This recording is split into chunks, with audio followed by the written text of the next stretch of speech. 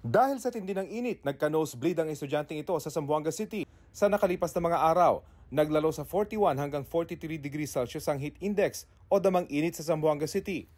Nasa danger level yan, kaya sinuspindi na ng Zamboanga City LGU ang in-person classes ngayong araw hanggang bukas. Ang Malabon, Quezon City at Pasig, naglabas na rin ng kani-kanilang guidelines para sa pagsususpindi ng klase. Si Congressman Eric Martinez ng Valenzuela, panukala niya, pangunahan ng pag-asa ang pagbalangkas ng pulisiya para sa pagsususpindi ng klase kapag sobrang init ng panahon. At sila na rin ang magrekomenda kung magsususpindi ng klase. Bukas ang pag-asa sa panukala, pero baka hindi raw nila kayang magbigay ng eksaktong datos sa bawat bayan at syudad sa buong bansa. Limited ang stations ni Pag-asa.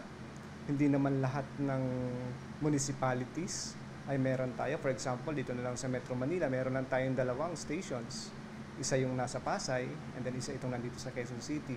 So, of course, ang worry ng iba, halimbawa, taga Valenzuela siya.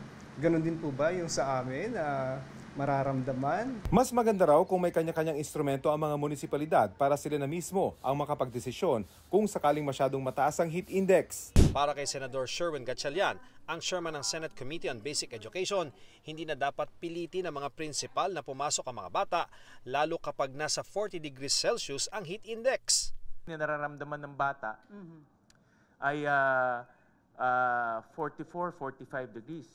Kung ihambing natin to sa lagnat, ang lagnat is 37 eh.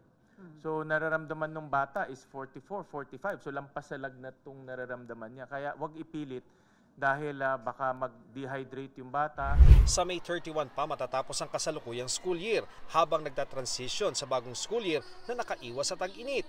Batay sa projection ng DepEd, sa school year 2026-2027 pagganap itong maibabalik.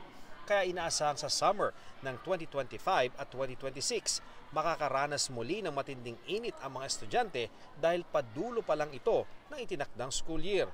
Sabi ni Gatchalian, sana daw iksian ang transition period.